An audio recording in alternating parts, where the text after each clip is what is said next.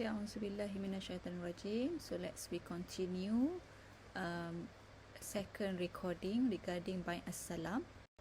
Okay, the previous recording we stopped at types of by Salam, whereby I already mentioned that there are two types of by Salam. First, ordinary salam contract, and second, parallel salam contract. So ordinary salam contract is the normal salam, which involves two transacting parties. That is the seller and the buyer. While parallel salam contract refers to the contractual agreements between two different and independent contracts. Okay, one in which the bank acted as a buyer, and the other side the bank acted as a seller.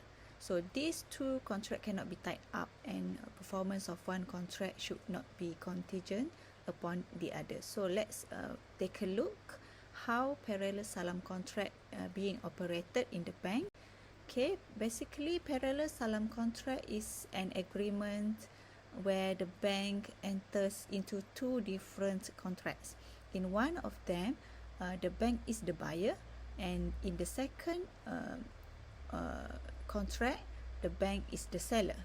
Each one of these contracts must be independent of the other. Okay, so you can see the illustration from your right side. Okay, whereby the purple box is a customer number 1, and there is a bank in the blue box, and the yellow box is a customer number 2.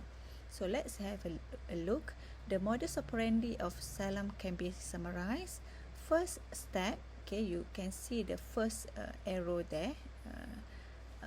The submission of application form with necessary documents, for example, identification credential, land ownership, other sources of income, and past production volume, to the bank for credit screening. Meaning that the customer A is the farmer. Customer A ni adalah pengusaha perladangan ataupun pertanian, memerlukan financial aid from bank. So dia akan datang kepada bank, tunjukkan segala bukti dokumen, dia punya production volume yang lepas-lepas, okay, apa dia punya source of income untuk dapatkan bantuan pembiayaan kewangan daripada bank menerusi Bank Salam. So dia kemukakan semua dokumen itu kepada bank, permohonan pembiayaan daripada bank. So step number 2, the bank will offer a purchase price to the farmer based on the credit worthiness evaluation, crop quality, delivery date dan sebagainya. So customer A, iaitu sebagai petani tadi, dia akan kemukakanlah bila dia akan boleh serahkan hasil pertanaman ataupun harvest kepada pihak bank. So bila bank setuju, bank akan terimalah. So the farmer accepts the offer. Berapa bayaran bank akan bayar kepada customer A sebagai bantuan pembiayaan kewangan, iaitu bayaran lump sum pada ketika kontrak ini berlaku. So the farmer accepts the offer and sign a buy salam contract stating the predefined crops, delivery dates, crop quality between the farmer and the bank. So mesti nyatakanlah kualiti dan tarikh bila hasil tanaman itu akan diserahkan kepada bank. Okay. Therefore, bila farmer dah setuju dengan tawaran yang dikemukakan oleh pihak bank, sign agreement, so the bank pays the settlement price on the spot as defined in the contract. Maknanya farmer atau apa customer A itu menerima duit, okay, pembiayaan on the spot di situ. And then step number 5, the farmer deliver the crop to the bank on the agreed specification and predefined delivery date and venue. Okay, later on lah, maknanya bank akan customer A ataupun farmer itu akan serahkanlah hasil tanaman yang telah dijanjikan kepada pihak bank.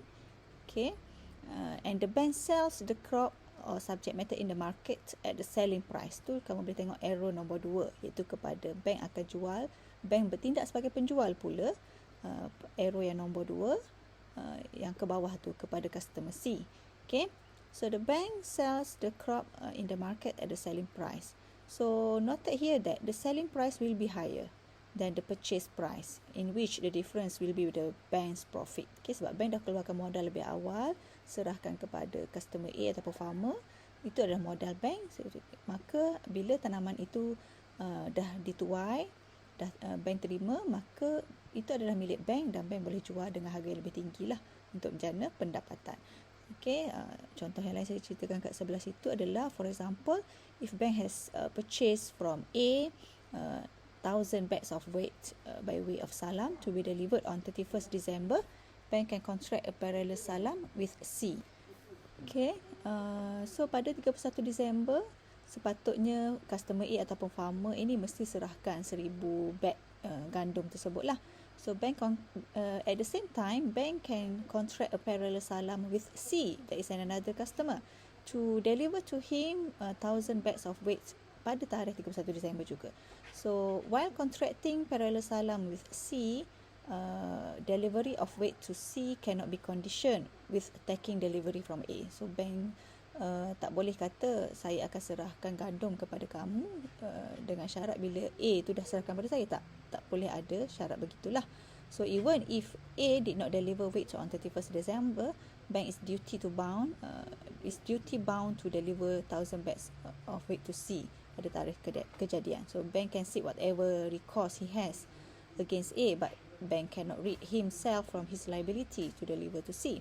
So similarly, kalau A delivered to bank defective goods yang mana tak sampai spesifikasi sebagaimana yang dijanjikan, bank is still obliged to deliver the specification agreed with C lah, sebagaimana yang telah dipersetujui bersama C. Okay, so the objectives of Bank Salam, kamu pun dah boleh agak apa dia objektifnya, adalah to provide the financing for small and medium enterprise lah utamanya.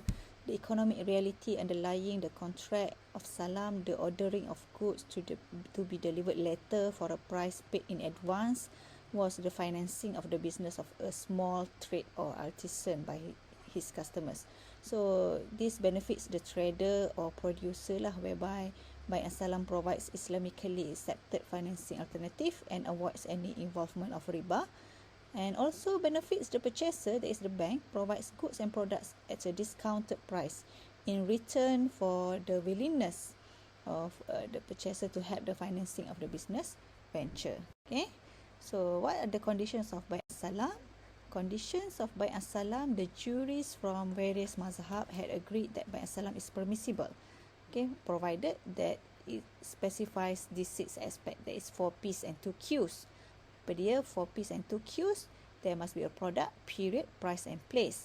Okay, mesti jelas types and kinds of goods involved in the trade, what are the duration of the contract and its dates of delivery, the amount of capital or price paid for the contract, the place of delivery for the merchandise when it is due, and also they must meet the quality and the quantity, okay, the characteristic and specifications of every item, the quantity of goods ordered by the buyer, mesti jelas dan spesifik.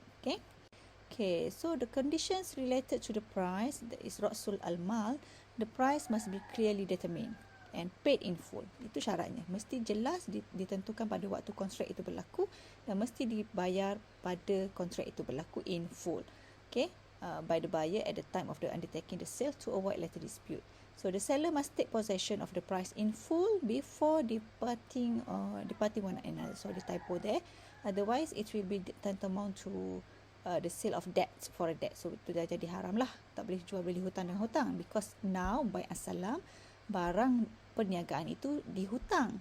Jadi mesti bayar dengan harga tunai. Tak boleh bayar hutang dengan hutang. So Maliki juries allow it to be paid within few days as long as it's not stipulated as conditions. Itu pandangan Maliki. Tapi majority juries mesti dibayar pada masa itu juga. So if the price is ribawi item, it is not allowed to be exchanged for another ribawi item to avoid riba. Contoh, kalau nak beli barang yang beli itu adalah gandum, tak bolehlah bayar dengan gandum. Kena bayar benda yang lain lah. Okay, kalau mesti bayar dengan bukan yang ribawi item. Okay. So conditions related to the purchase commodity ataupun musallam fihi, salam can be affected on commodity whose quality and quantity can be clearly specified. Commodities which quality and quantity cannot be specified cannot be sold through salam. Mesti berjual beli barang niaga ataupun item yang boleh diukur kuantiti dan kualitinya boleh dinyatakan dengan jelas. Okay, so the commodity must be widely available in the market at the time of contract until the time of delivery to ensure the capability of the trader to deliver the product. Okay, kalau tak ada, kalau rosak ke apa, mesti benda yang ada di pasaran yang boleh digantikan dengan spesifikasi ataupun condition yang bersesuaian dengan yang dijanjikan. So the quantity, weight and measure of the commodity must be agreed upon between two parties lah. Okay. The conditions related to the dates and place, the exact dates and the exact place of delivery must be specified in the contract. Scholars differ on the shortest duration of time of delivery, either 3 days, more than half a day, 30 days or up to the contracting parties to decide. So terpulang. Okay. So, what are the differences between bai' as-salam and bai' al-istisna? Okay, kamu belum lagi belajar tentang bai' al-istisna, but this is early exposure to all of you. Apa beza bai' as-salam dengan bai' al-istisna? Basically, al-istisna ni adalah kontrak jual beli barang yang kita baru nak buat, baru kita nak produce. Okay, so the differences is that bai' as-salam and bai' al-istisna are both deferred delivery contract. Dua-dua adalah tangguh dari segi penyerahan barang ataupun item.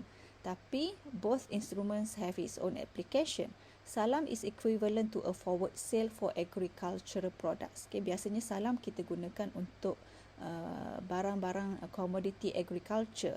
Tapi istisna is a forward sales for manufacturing ataupun construction contract. Misalnya kabinet rumah, nak bina rumah, benda yang kita baru nak manufacture. Okay, so bai' as-salam can be affected on anything, no matter whether it needs manufacturing ataupun tidak. Tetapi bai' istisna memang hanya khusus kepada komoditi yang memerlukan manufacturing. So it is necessary for salam that the price is paid in full.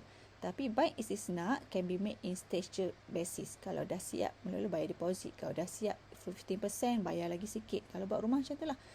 Kalau dah siap mari pasang, boleh bayar lagi. So ada baki 5%, tunggu dulu kok ada rosak dan sebagainya. Okay, so the contract of salam once affected, one affected cannot be cancelled unilaterally, mesti dapat persetujuan dua-dua pihak. Tetapi bai' istisna, the contract of istisna can be cancelled before the manufacturer starts the work. Okay, selagi mana manufacturer belum mula buat kerja, kita boleh cancel. Okay, so differences between bai' as-salam dengan normal sales pula.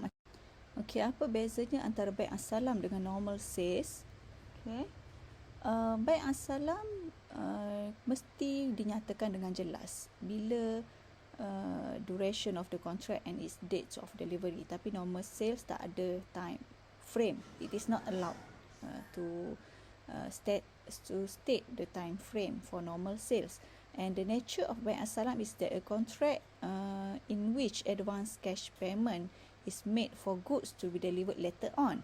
Tetapi normal sales adalah permanent contract without any specified period or of expiration. And regarding the pricing, bai' as-salam ada discount that is cheaper than normal pricing because duit dapat dulu, barang dapat kemudian. While normal sales is according to market rate based on the ability to pay cash. And the subject matter of bai' as-salam, anything, no matter it needs manufacturing or not, tetapi normal sales it must be physical goods and property. Okay, and for conclusion, it can be understood that salam is a sale agreement that involves advance payments for goods that are to be delivered later. So according to the general law, no sale can be affected unless the goods are in existence at the time of the bargain, at the time of the contract. But this sort of sale that is bai' as-salam is one of an exception to that general rule, provided that good must be defined clearly, specifically, the price must be paid in advance in full, and the dates of delivery is fixed.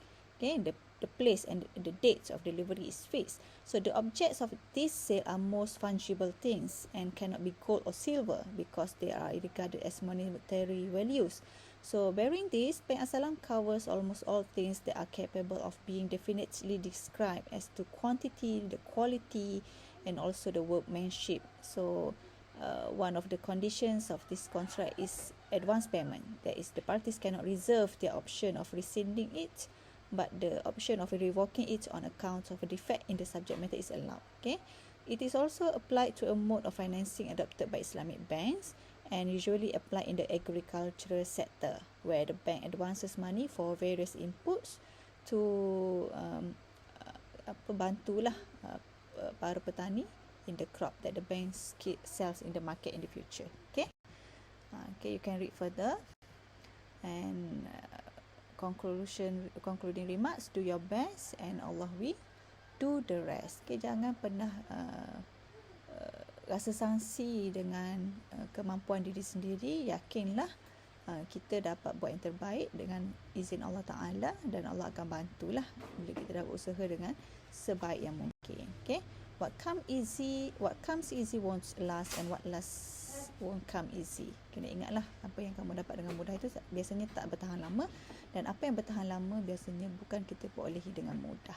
Okay, so that's all for lecture 5 week 6. Any question or comments, you can drop your question in Telegram. Okay, Wallahu alam. Assalamualaikum warahmatullahi wabarakatuh.